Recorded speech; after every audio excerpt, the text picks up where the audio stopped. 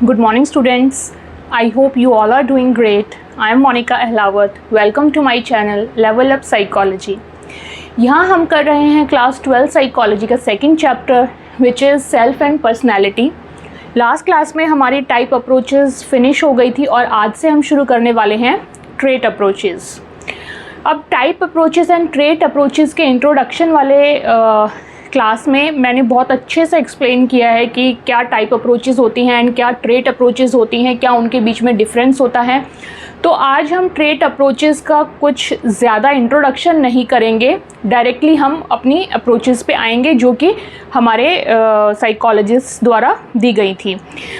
Main point मैं यहाँ आपको याद दिला देती हूँ कि ट्रेट अप्रोचेस वो होती हैं जिनके बेसिस पे हमें पता चलता है कि एक इंडिविजुअल दूसरे इंडिविजुअल से कैसे डिफरेंट है एंड ये ओवर द टाइम स्टेबल रहती हैं, through out the situations generally ये कंसिस्टेंट रहती हैं। ठीक है, तो ये चीज़ आप ध्यान रखना एंड फिर आज का हम टॉपिक शुरू करेंगे एंड इसको इस वाले टॉपिक की ये जो आज की क्लास चल रही है इसको देखने से पहले आई वुड एडवाइस कि आप जो मैंने ट्रेट एंड टाइप अप्रोचेस का डिफरेंस आपको बताया है आप वो वाला पार्ट ज़रूर देखें ताकि आपको समझ आए कि क्या इंट्रोडक्शन है, ट्रेट अप्रोचेस क्या होती हैं एंड कैसे टाइप अप्रोचेस से ये डिफरेंट होती हैं।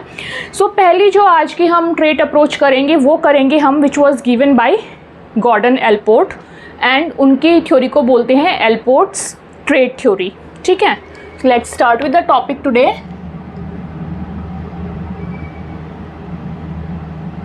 Allport's trait theory.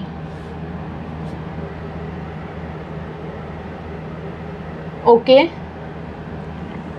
अब ये जो थ्योरीज थे इनका पूरा नाम था गॉर्डन एलपोर्ट और ये एक अमेरिकन साइकोलॉजिस्ट थे। ओके, गॉर्डन एलपोर्ट ये थे आपके अमेरिकन साइकोलॉजिस्ट।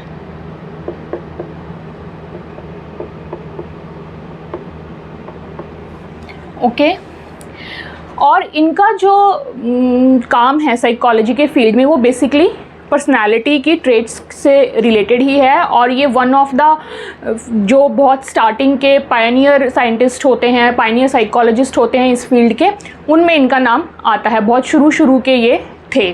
ठीक है, इन्होंने साइकोलॉजी से रिलेटेड, पर्सनालिटी से रिलेटेड ट्रेट अप्रोचेस के बारे में इनकी स्टडी थी एंड इन्होंने अपनी थ्योरी दी थी विच इज़ एल्पर्ट्स ट्रेट थ्योरी।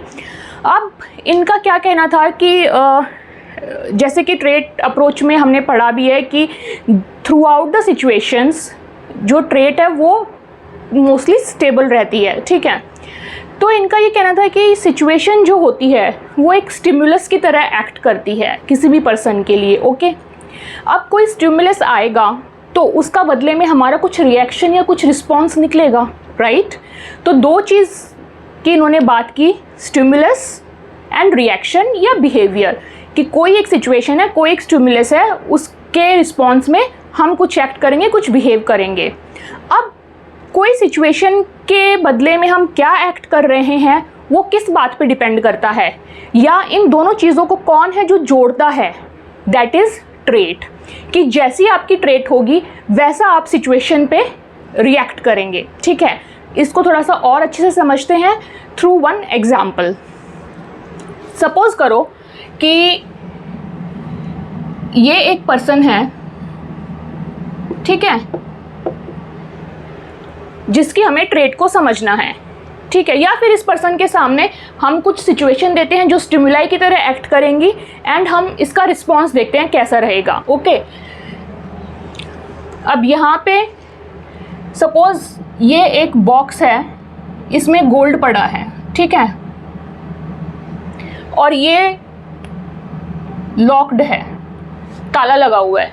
ठीक, इस पर्सन को दिखा ये डब्बा है, इसमें ताला लगा हुआ है, लेकिन इस बाहर से दिख रहा है इसमें गोल्ड है। तो ये क्या करेगा, इसका रिस्पॉन्स क्या रहेगा कि ये गोल्ड को नहीं उठाएगा। ऑब्वियस सी बात है कि ताला लगा हुआ है, क्यों इतनी मेहनत करनी, क्या पता किसका है, ऑल दैट। ठीक, नेक्स्ट सिचुएशन आती है, ये फर्स्ट सिचुएशन है। नेक्स्ट सिचुएशन आती है, इसके सामने यहाँ गोल्ड पड़ा हुआ है लेकिन कहीं यहाँ सीसीटीवी कैमरा लगा हुआ है। ठीक है, अब ये पर्सन को दिखेगा कि सीसीटीवी कैमरे की निगरानी में पूरा है गोल्ड, तो क्या करेगा ये, इस सिचुएशन में भी ये नहीं उठाएगा। ठीक है, अब थर्ड सिचुएशन इस पर्सन के सामने आती है, गोल्ड पड़ा हुआ है, ना तो कोई आसपास देख रहा है, ना किसी या ना ही इस पे लॉक लगा है, ना सीसीटीवी की निगरानी में है, ये कुछ भी नहीं है। सिंपल पूरे चांस हैं कि इसको कोई प्रॉब्लम नहीं होगी अगर ये गोल्ड उठाएगा तो। लेकिन इस सिचुएशन में भी ये इंसान क्या रिएक्ट करता है या क्या रिस्पॉन्स देता है, ये गोल्ड नहीं उठाता। ठीक है, तो ये हो गई आपकी सिचुएशंस यहाँ पे, या फिर कहें कि स्टिमुलाई हो गई हैं। ठीक है, ऐसी सिचुएशन इस पर्सन के सामने आई, बहुत डिफरेंट तरीके की सिचुएशन आई, लेकिन हर सिचुएशन में उसका रिस्पॉन्स क्या था, सेम, कि उसने गोल्ड नहीं उठाया। ठीक है, ये उसका था रिस्पॉन्स। ओके, या फिर सेम प्लान कह सकते हो कि सेम प्लान था उसका कि मैं गोल्ड नहीं उठाऊंगा, और यहाँ पे क्या है, ये सिचुएशंस एंड सिचुएशंस जो है डिफरेंट हैं। ठीक है, डिफरेंट सिचुएशन में भी इसका रिस्पॉन्स जो है वो सेम था। अब कुछ लोगों को तो देख के हैरानी होगी ना, कई बार हमें बहुत हैरानी होती है किसी भी सिचुएशन में जब कोई रिएक्ट करता है, हम सोचते हैं यार ये तो ऐसे कर सकता था लेकिन इसने ऐसा क्यों किया। अब बहुत सारे लोग जो है जिनको ये पता चलेगा कि गोल्ड ऐसे रखा हुआ था, इसने फिर भी नहीं उठाया, तो वो हैरानी मानेंगे, अरे यार क्यों नहीं उठाया, है ना। अब इसका रीज़न क्या था कि सिचुएशन ये है, रिस्पॉन्स ये है, तो क्या रीज़न था कि उसने ऐसा रिस्पॉन्स दिया। उसका रीज़न था कि उसकी ट्रेट ऐसी है। ठीक है, तो इन दोनों को जो जोड़ने का काम करता है वो करता है ट्रेट। ठीक है, इस इंसान ने किसी भी सूरत में गोल्ड इसलिए नहीं उठाया क्योंकि वो उसका खुद का नहीं था, एंड किसी और का गोल्ड उठाने के लिए उसकी ट्रेट जो है वैसी नहीं थी। तो उसकी ट्रेट कैसी हुई, ऑनेस्ट की हुई। ठीक है, किसी दूसरे का सामान नहीं उठाएगा। तो यहाँ पे जो ट्रेट निकल के आई इस पर्सन की, वो क्या हुई, ऑनेस्ट पर्सन। ठीक है, तो यही बात उन्होंने बोली कि ट्रेट एक वो चीज़ है जो कि हमारी सिचुएशन या हमारी स्टिमुलाई और हमारे रिस्पॉन्स को आपस में इंटीग्रेट करती है, उनको एक मीनिंग प्रोवाइड करती है कि ऐसा क्यों हुआ, इस सिचुएशन में ऐसा क्यों हुआ, या इस सिचुएशन में इस इंसान ने ऐसा क्यों बिहेव किया, क्योंकि उसकी ट्रेट वैसी है। ठीक है, तो इसीलिए जब हम देखते हैं कि किसी भी सिचुएशन में कोई अनप्रिडिक्टेबल बिहेव करता है, ठीक है, तो हम कहते हैं ना यहाँ ऐसे नहीं ऐसे बिहेव होना चाहिए था, पर इसकी ट्रेट ही ऐसी है इसलिए that person behave that way. तो आई होप आपको ये समझ आया कि उन एलपोर्ट के अकॉर्डिंग ट्रेट का क्या मतलब था। तो हम इसको एक लाइन में थोड़ा सा डिस्क्राइब भी कर लेते हैं कि trait integrates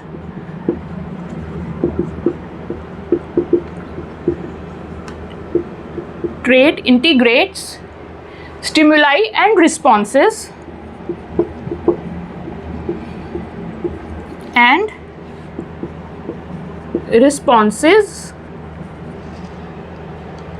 which otherwise look dissimilar,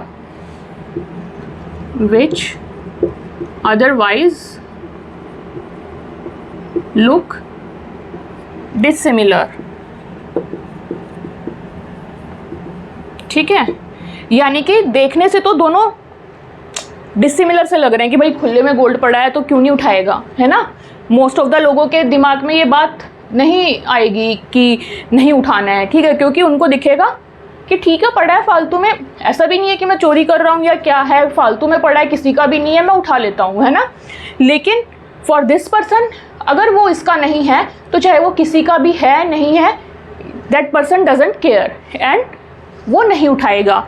तो इसलिए जो डिसिमिलर सी भी सिचुएशन एंड रिस्पॉन्स देखने को मिलता है उसमें भी जो चीज़ों को इंटीग्रेट करता है या एक मीनिंग प्रोवाइड करता है वो होता है ट्रेट, ठीक है। आई होप ये ट्रेट आपको समझ आया कि इसकी क्या इम्पोर्टेंस है एंड किस तरीके से एलपोर्ट ने ट्रेट वर्ड को जो है इतना महत्व दिया, ठीक। क्योंकि ऐसे में क्या होगा कि हमें किसी को जानने के लिए या किसी के बिहेवियर को समझने के लिए हम सरप्राइज़ या शॉक नहीं होंगे, ठीक है। हमें एक वर्ड मिल गया कि उसकी ट्रेट ऐसी है, इसलिए उसने इस सिचुएशन में ऐसे रिएक्ट किया, ओके। तो इसमें कभी भी किसी भी सिचुएशन में ऐसे कोई सरप्राइज़ वाली या शॉकिंग वाली चीज़ नहीं आएगी कि हाय ऐसा क्यों हो गया, ऐसा क्यों किया उसने, ओके।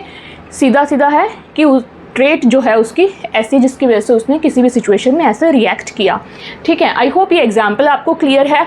अब हम बात करेंगे आगे कैसे इन्होंने ट्रेट पे फोकस किया, ठीक है। आप इसका स्क्रीनशॉट ले सकते हैं and then we will talk more about Allport's trait approach, okay.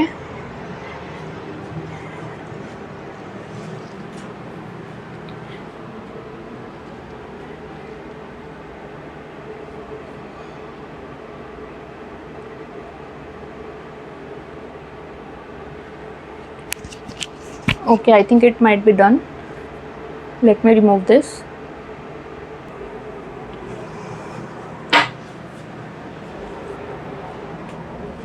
Okay, so अब इन्होंने 3 चीज़ों की बात की। लास्ट वाले एग्जाम्पल से आपको समझ आ गया। सिचुएशन की बात की या स्टिमुलाई,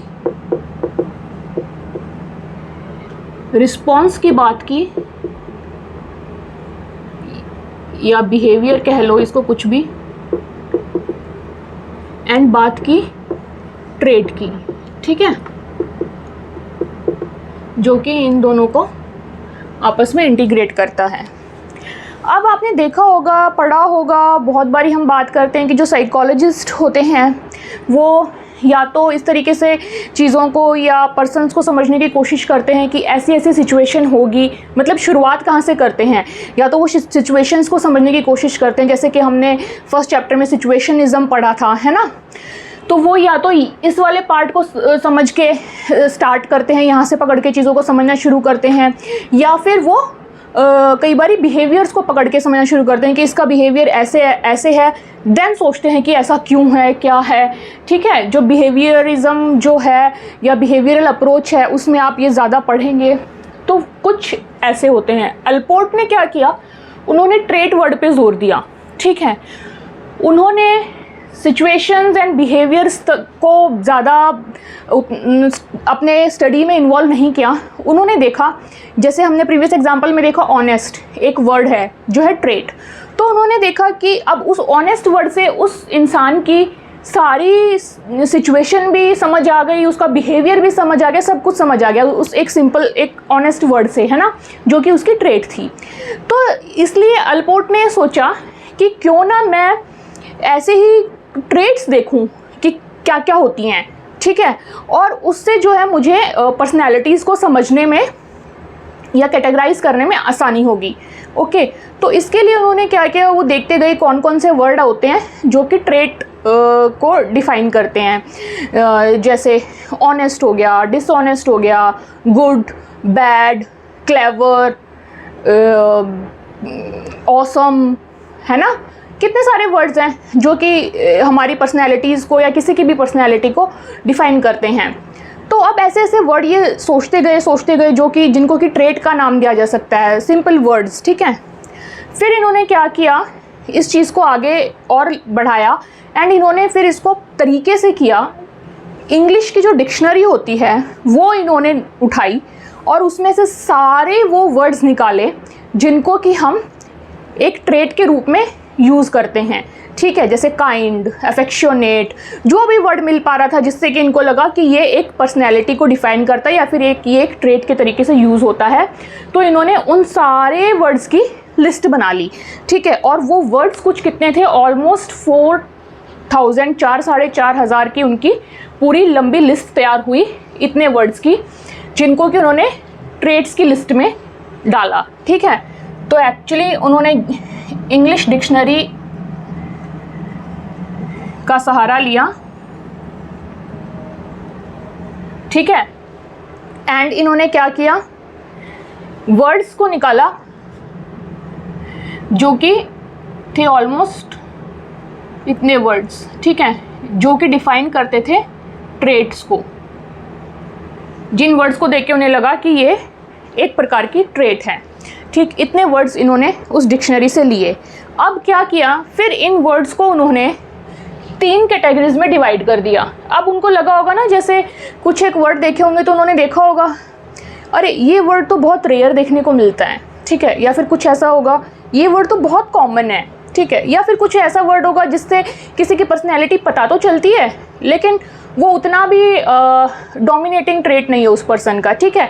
तो इस तरीके से उन्होंने थोड़ा सा और ब्रेनस्टॉर्म किया एंड उन्होंने ये जो वर्ड्स निकाले थे डिक्शनरी में से, इन वर्ड्स को 3 कैटेगरीज में डिवाइड कर दिया, ठीक है। 3 प्रकार की ट्रेट्स बना दी। कौन कौन सी? कार्डिनल ट्रेट्स, ठीक है, सेंट्रल ट्रेट्स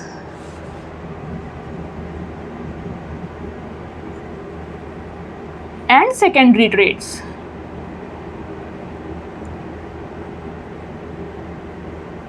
ओके,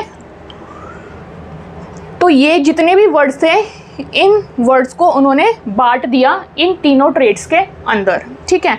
अब 1 बाय 1 हम इन ट्रेट्स को देखते हैं कि ये ट्रेट्स क्या होती हैं। आई होप आपको उनका ये एक्सपेरिमेंट, ये थ्योरी समझ आई होगी अभी तक कि कैसे उन्होंने इस चीज़ को शुरू किया बिल्ड करना, ठीक है। आप एक इसका क्विक स्क्रीनशॉट ले लो, फिर हम करते हैं।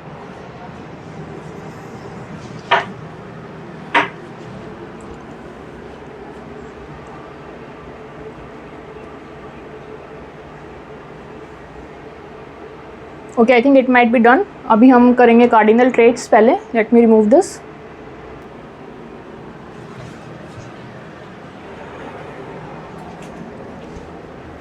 ओके, सो पहले हम करेंगे कार्डिनल ट्रेट्स।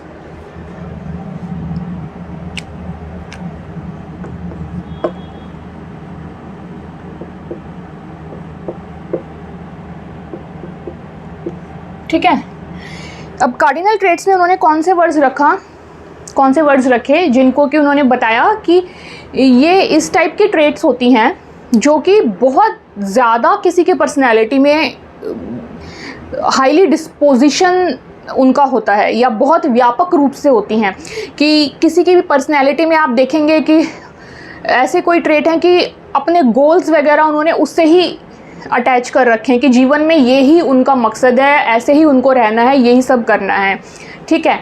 एंड इतना ज़्यादा वो ट्रेट उनके अंदर होती है कि वो ऑलमोस्ट सिनोनिम हो जाते हैं उस चीज़ को लेके कि आप उस ट्रेट वर्ड को बोलो तो आपको उस पर्सनैलिटी का या उस इंसान का नाम दिमाग में आएगा। जैसे कि महात्मा गांधी जी के लिए क्या वर्ड यूज़ होता है? नॉन वायलेंस, ठीक है। तो उन्होंने जो नॉन वायलेंस की जो ट्रेट थी, अहिंसा की जो ट्रेट थी, वो कितनी ज़्यादा उन्होंने उनके अंदर कूट कूट के भरी हुई थी जिसे कहते हैं, ठीक है। एंड उनका पूरा लाइफ का मकसद ही जो था, जो ड्रिवन था उनका goal, it was towards establishing a non violent environment, ठीक है। तो इसीलिए अगर आज की डेट में किसी को गांधी बोले कि ये तो बिल्कुल गांधी टाइप है, तो उसका क्या मतलब है कि बिल्कुल ही नॉन वायलेंट इंसान है। तो इस तरीके से वो पर्सन उस ट्रेट का एक तरीके से सिनोनिम बन जाता है। ओके, इसके और एग्जांपल्स जैसे अगर हम देखें तो जैसे हम अपनी हिस्ट्री में देखें, इंडियन हिस्ट्री में, तो आपने सुना होगा सत्यवादी हरिश्चंद्र, राइट, कि सिचुएशन उनकी लाइफ में कैसी भी आई, उन्होंने फिर भी सच बोलना नहीं छोड़ा, ठीक है। एंड इसी तरीके से जब हम किसी को बोलते हैं ये तो बहुत हरिश्चंद्र बन रहा है, तो इसका मतलब क्या, हम ये बोल रहे हैं कि this person always speaks truth, ठीक है।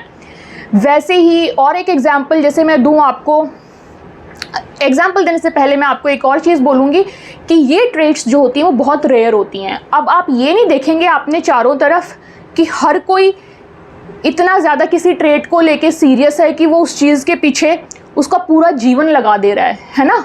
तभी ये ट्रेट्स जो होती हैं बहुत रेयर फाइंड आउट होती हैं हमारी सोसाइटीज़ में, कम्युनिटी में, दुनिया में।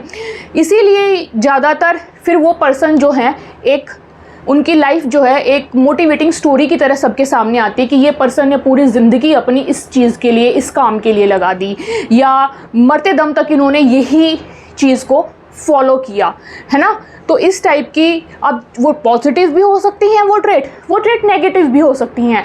पॉजिटिव जैसे हमने महात्मा गांधी जी के लिए बोला, वैसे ही अगर नेगेटिव ट्रेट की तरफ देखें तो जैसे हिटलर का नाम बहुत पॉपुलर है हिस्ट्री में, राइट, लेकिन it is for the negative things, बहुत वायलेंट क्रिएट करने के लिए, and you know all those things. तो इसी तरीके से अगर कोई इस टाइप का होता है इंसान जो कि बहुत वायलेंट होता है, तो उसको भी ऐसे बोल दिया जाता है कि हिटलर टाइप है, राइट। सो ये बहुत रेयर देखने को मिलती हैं, बहुत जनरलाइज डिस्पोजिशन होता है। जनरलाइज डिस्पोजिशन का हिंदी में सिंपल मतलब है उसके अंदर वो चीज़ कूट कूट के भरी है। ये बहुत ही एक लेमन लैंग्वेज में मैंने आपको बताया है ताकि आपको याद रहे और समझ आए, ठीक है। और उसका इंसान का मकसद उस ट्रेट के साथ जुड़ा होता है, अपनी पूरी लाइफ उसने एक तरीके से समर्पित कर दी होती है उस ट्रेट के लिए, ठीक है। So let's write down the points जो अभी हमने डिस्कस किए हैं। Highly generalised डिस्पोजिशंस,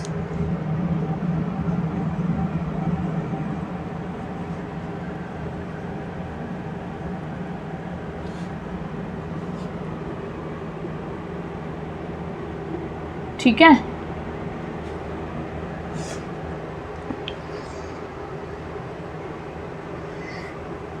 Most dominant trait in any individual's personality. Most dominant trait in an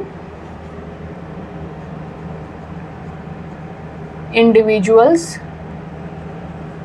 personality. ठीक है।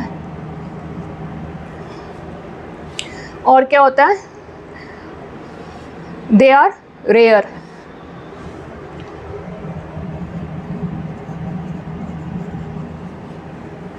हर किसी के अंदर आपको ये ट्रेट देखने को नहीं मिलेंगी कि कोई ऐसी ट्रेट को पकड़ के कोई इंसान इतना सीरियस है या उसके प्रति अपना पूरा जीवन उसने लगा दिया है। तो हर इंसान में आपको ये ट्रेट देखने को नहीं मिलेगी, किसी किसी इंसान में आपको ये ट्रेट देखने को मिलेगी, ठीक है। And then such traits are so strongly associated, such traits are so strongly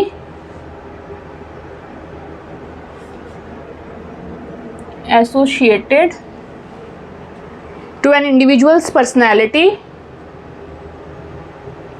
to an individual's personality that the person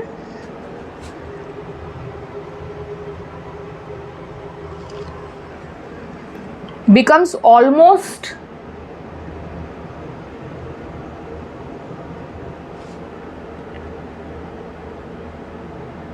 synonym, ठीक है। synonym क्या? उसका पर्यायवाची, almost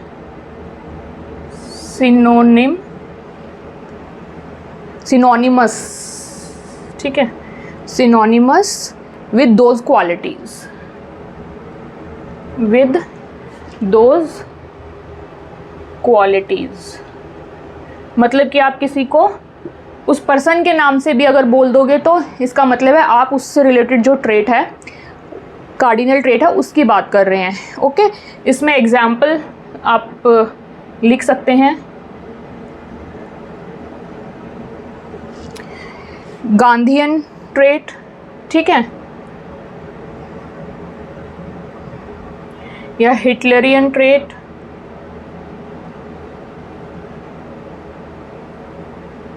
ओके। इसमें आप ट्रेट का नाम भी लिख सकते हैं ब्रैकेट में, लाइक नॉन वायलेंस, एंड इसमें वायलेंस। देन और मैंने क्या बताया, जैसे आप अपनी हिस्ट्री से देखें, इंडियन हिस्ट्री से अगर, तो राजा हरिश्चंद्र,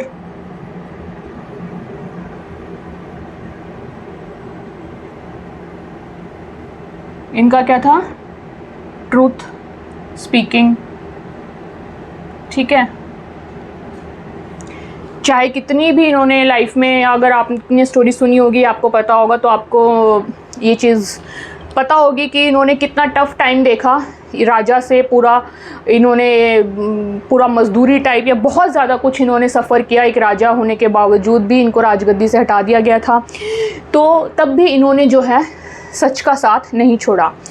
उसके अलावा आपने बहुत ज़्यादा एक प्रीवेलिंग एग्जाम्पल सुना होगा, प्राण जाए पर वचन ना जाए, राइट। ये किनका था? ये था राजा दशरथ का, ठीक है। इन्होंने क्या किया था? इनकी क्या ट्रेट थी? To keep the promises, keeping promises, ठीक है। कि इनकी ट्रेट थी कि वचन नहीं तोड़ना। उसके लिए इनको अपने पुत्र को वनवास देना पड़ा, बाद में इनकी मृत्यु भी हो गई उस चीज़ के जो सौरव था उसकी वजह से।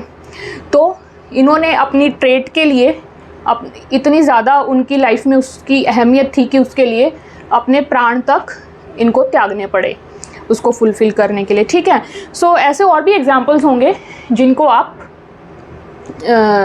मतलब कि इसमें यूज़ कर सकते हैं, बट मेक श्योर कि वो एग्जांपल ऐसे हों कि अगर आप किसी को उस नाम से पुकारें तो आपको समझ आए कि ओके आप इस पर्टिकुलर ट्रेट की बात कर रहे हैं। अदरवाइज़ ज़्यादा कंफ्यूज मत होना कि जैसे मैं एक एग्जांपल देती हूँ। अब बहुत से लोग जो हैं, जैसे वो एक एपिटोम अचीव करना ज़रूरी है, ठीक है। हम कई बार क्या करते हैं, थोड़ा सा जो मोस्ट पॉपुलर चीज़ होती है उससे रिलेटेड उस नाम को बुला देते हैं, लेकिन हो सकता है कि किसी और सोसाइटी में वो चीज़ इतनी प्रीवेलेंट ना हो, है ना। तो लेकिन हमें देखना है कि हम क्या एग्जांपल यूज़ कर रहे हैं। वैसे इतने एग्जांपल्स सफिशिएंट हैं, बट अगर आप यूज़ करें तो आप ये देखें कि उसकी लाइफ का मेन मकसद वो होना चाहिए। ये नहीं कि एक पर्टिकुलर फील्ड में आपने कुछ चीज़ अचीव कर ली तो आप उस नाम से उस चीज़ को जाने, वो नहीं, ठीक है। उनका जो पूरा लाइफ का जो मकसद है वो उस चीज़ को समर्पित होना चाहिए। Then only you can take the name of that trait. ये गलती नहीं करना कि अगर आपने फील्ड में किसी ने कुछ अचीवमेंट कर ली तो आप उस फील्ड से रिलेटेड आप किसी को सिनोनिमाइज कर सकते हैं, बट ऐसा नहीं है कि आप उस ट्रेट को ही एज अ ट्रेट का नाम दे दें। एक अपनी फील्ड में परफेक्शन हासिल करना एक अलग चीज़ होती है, एंड अपनी कोई एक ट्रेट जिसके प्रति आप का जीवन पूरा समर्पित हो वो एक अलग चीज़ है। ओके, आई होप ये समझ आया है आपको। आप इसका एक क्विक स्क्रीनशॉट ले सकते हैं एंड देन हम सेंट्रल ट्रेट्स एंड आपका सेकेंडरी ट्रेट्स करेंगे।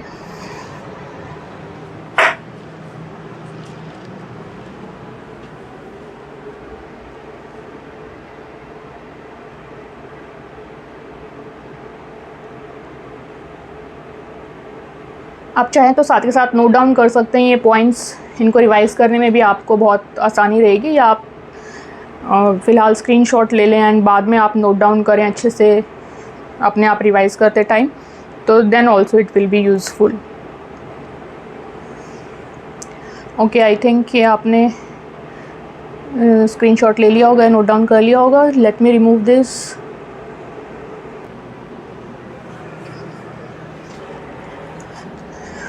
ओके, सो हमने कार्डिनल ट्रेट्स देखी, अब हम देखेंगे सेंट्रल ट्रेट्स क्या होती हैं। Second is your central traits.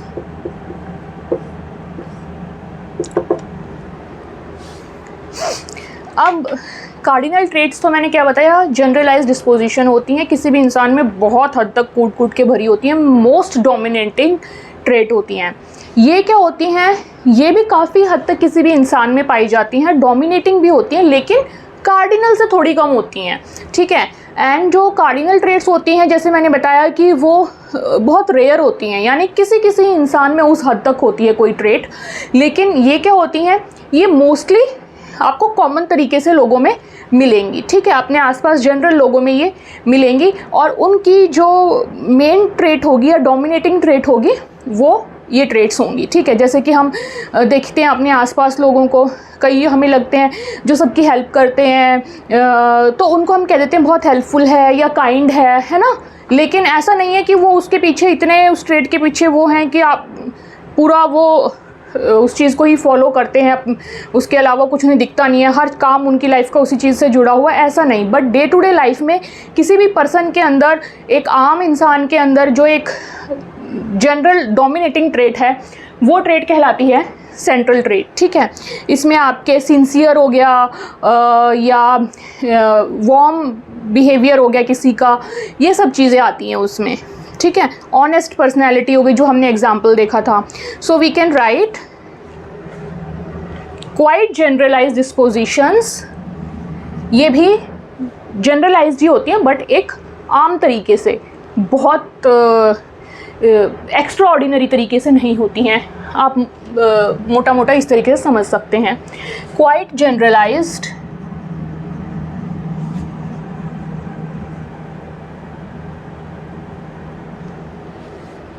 dispositions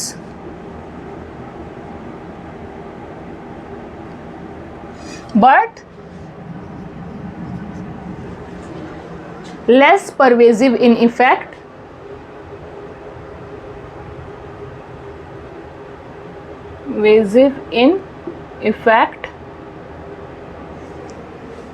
as compared to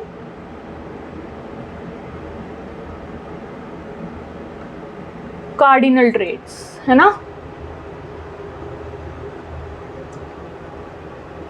ठीक है, परवेजिव मतलब व्यापक होना, उस उतनी तरीके से फैली हुई है, उनका इफेक्ट उतना ज़्यादा नहीं होता जितना कि कार्डिनल ट्रेट्स का होता है। ठीक है, एंड दे आर, वो रेयर ट्रेट्स हैं तो ये कैसी हैं यार, ये हैं कॉमन ट्रेट्स। ठीक है, common traits that make up our personality, they are common traits that make up our personality. Okay,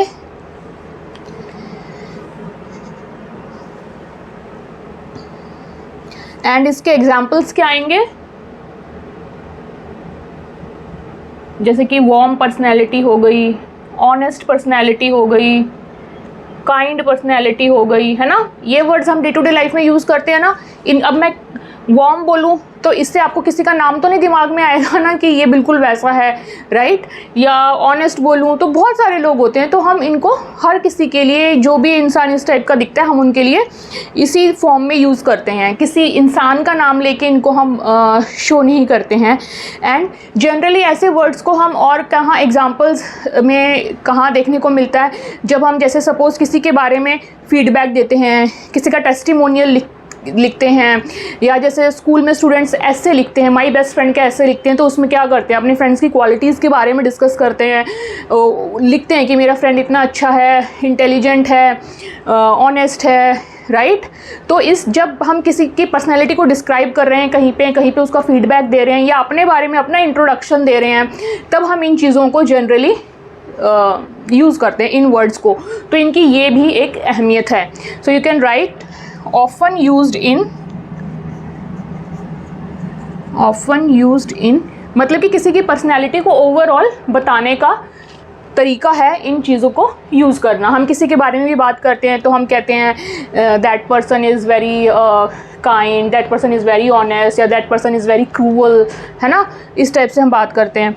often used in writing testimonials, ठीक है, या फीडबैक, या जॉब के लिए रिकमेंडेशन देना, या जैसे आप कहीं और जा रहे हैं, कहीं कॉलेज में एडमिशन ले रहे हैं, बाहर किसी यूनिवर्सिटी में एडमिशन ले रहे हैं, तो उसके लिए अपने जो रिकमेंडेशंस लिखवाते हैं, लेटर्स लिखवाते हैं, लेटर ऑफ रिकमेंडेशन, वो सारी चीज़ इनमें आ जाएंगी। ठीक है,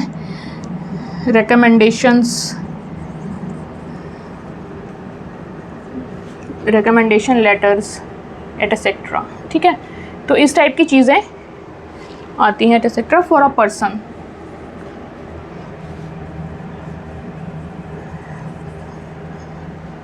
ओके, सो ये हो गई हैं आपकी सेंट्रल ट्रेट्स। ठीक है, अब रहता है हमारा सेकेंडरी ट्रेट, वो भी हम फटाफट देख लेते हैं। आप इसका एक क्विक स्क्रीनशॉट ले सकते हैं।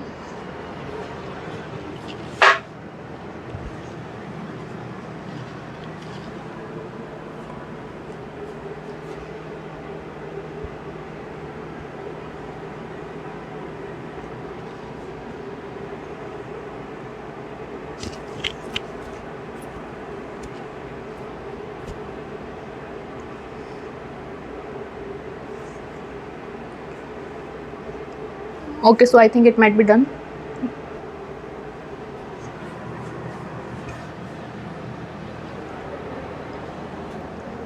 Okay, so हमने कार्डिनल ट्रेट्स देख ली, central traits, and now is our last trait, secondary trait.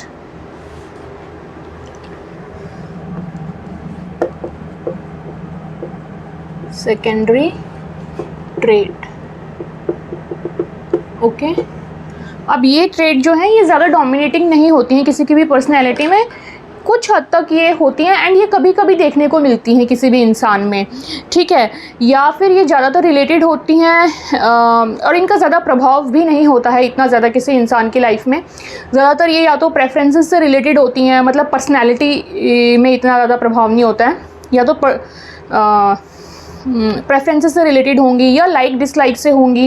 And कई बार ऐसा होगा कि आपको किसी पर्टिकुलर सिचुएशन में ही ये ट्रेट देखने को मिलेगी. जैसे फॉर एग्जांपल, ज़रूरी नहीं है कि कोई बच्चा डे टू डे लाइफ में नर्वस फील करे, लेकिन जैसे ही एग्ज़ाम का डे है, उसको एग्ज़ाम देना है, तो एग्ज़ाम हॉल में जाने से पहले वो बच्चा हो सकता है नर्वस फील करे, अंडर प्रेशर फील करे नर्वसनेस, ठीक है.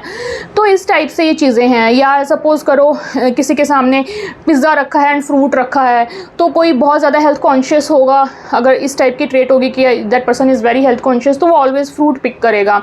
लेकिन किसी किसी की प्रेफरेंस रहेगी कि वो पिज़्ज़ा पिक करे, ठीक है. तो it depends on like and dislike, preferences.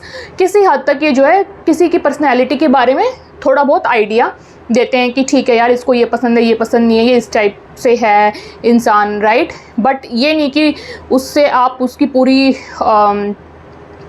Like life के जो उसके गोल्स हैं या उसकी एक पूरी पर्सनैलिटी का एक आउटलुक आप उस बेसिस पे आप दे सकें, वो नहीं होगा, राइट. किसी को ब्लैक कलर पसंद है, किसी को वाइट कलर पसंद है. So these kind of things थोड़ा बहुत कुछ बताएंगी वो पर्सनैलिटी के बारे में, but they are not the major component of anybody's personality, ठीक है. So we can write down least generalized characteristics of a person, ठीक है. least generalized characteristics of a person. Okay, और क्या है इसके एग्जाम्पल्स क्या होते हैं? लाइक्स, डिसलाइक्स या प्रेफरेंसेस ऑफ ए पर्सन, ठीक है. And sometimes they are visible under particular situations, ठीक है. Traits that are present under certain condition और circumstances. Traits that are present under certain conditions या circumstances. मतलब कि जब तक कि किसी इंसान के सामने वो पर्टिकुलर सर्कमस्टेंस या वो पर्टिकुलर कंडीशन नहीं आएगी, तब तक वो ट्रेट शो नहीं करेगा वो वाली, ठीक है. तो इस टाइप की ये ट्रेट्स होती हैं कि ज़्यादातर जो है किसी सिचुएशन में ही बाहर निकल के वो आती हैं, अदरवाइज़ नॉर्मल दिनों में वो ट्रेट्स आपको देखने को नहीं मिलेंगी, ठीक है. इसका एग्जांपल आप लिख सकते हैं सिचुएशन वाला, nervous before delivering speech to a larger group of people, या जो मैंने एग्जांपल दिया एग्जामिनेशन हॉल वाला, वो भी दे सकते हैं, ठीक है. Nervous before giving speech to a larger group of people, ठीक है.